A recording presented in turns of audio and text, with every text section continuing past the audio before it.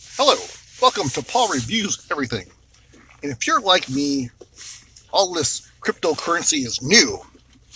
And I was wondering, so I tried to get some information on it, and I was wondering, what's it backed by? Like the US dollar is backed by gold, so you have nothing to worry about. Oh, wait a minute. We stopped doing that a long time ago. But the US dollar is backed by the government. Great. So that gives it its, I wouldn't say value, but security, because you know that the U.S. dollar, it has to be taken by people, and it says the U.S. government is basically ensuring that your transaction will be taking place um, because they said so, because they're the government, and the dollars by the government, more or less. So, cryptocurrency is it backed by gold? No, it's not backed by gold. Is it backed by some kind of weird digital chips? No. Cryptocurrency is backed by nada. What are you buying? You're buying nothing. But except you are buying what is basically an accepted form of currency. What makes it interesting and gives it some kind of reason to believe that you're not going to get burned is if you have an accepted form of currency, which here's the thing. Okay, well, first of all, Bitcoin right now is on top. I don't know if it's going to stay on top or what, but there's really going to only be, in the end, there's a fight for who's going to be on top. Which cryptocurrency is going to be the one that we use and accepted worldwide by everybody.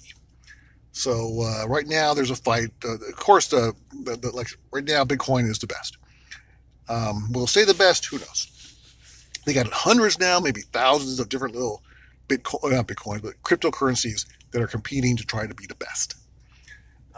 You can't have 1,000 different currencies and be accepted worldwide. It's just going to be too annoying. So a lot of them is going to get phased out.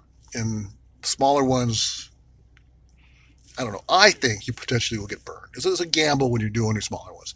The bigger ones, they could be overtaken by a smarter system. So I'm not going to get into which one's going to be the best. I have my pick for now, but it could be completely different later. But the point is, it's not backed by anything except for an accepted value by everybody that uses it. So I think what's going to give the edge is if, like, you can go with your digital wallet into a store and buy stuff. Then those are the ones, because they're probably not going to have every single one. They probably have maybe a few, like we have Visa, MasterCard, American Express, Discover. That's only like, it's like 4 cards, right? So there'll probably be like a top 4 or 5, that compete head to head. I don't know what's going to matter in the end. I guess whichever one has a better system of where you can make your money. Um, okay, but the one thing that's secure about cryptocurrency versus the U.S. dollar, or any kind of dollar per se, is that the government pretty much, or the Federal Reserve, prints as much as they want, and it could get potentially flooded with money. And if there's too much money out there, it could drive inflation, hyperinflation, and then blah blah. And the dollar's not worth anything. With cryptocurrency, if we have like the set of after the core ones are established, and you have your set cryptocurrencies, um, the reason why it's less likely to get hyperinflation is because there's only a set amount of cryptocurrencies out there per coin. So if, let's say Bitcoin, for instance, they only produce so many Bitcoins. And apparently there's a limit to how many they can be produced. I'm not sure if that limit has been met yet or not, but there's going to be a certain amount. And then after that, that's it. So once you have a limited amount, then the value of that limited amount goes up. Unless for some reason we decide we don't want to use Bitcoin anymore, we want to use another Bitcoin or another cryptocurrency.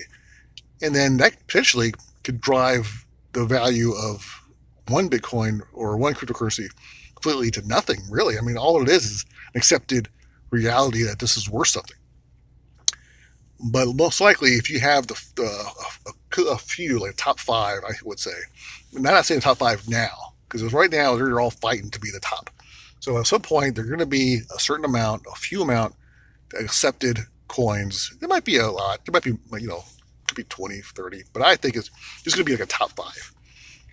And then after that, so those ones we'll probably, because this will be accepted everywhere, we'll have probably at a certain only limit amount you can get. Those are the ones that are going to do well and potentially threaten all the different kind of money throughout the world. We might take over. I mean, not me, but the cryptocurrencies might take over and be the world currency. And I guess this is what they're trying to game for. So it's not like controlled by a government, controlled by the people. But unless the government is behind it or is benefiting from it, which they probably are, to be honest with you, they're probably going to shut it down. So that's just my prediction. But I think that the government is actually somehow behind it or invested in it. That's why they don't mind so much. It'll probably take off like crazy. Um, there is one. I can't remember the name, but what I like to look at is who is backing each cryptocurrency.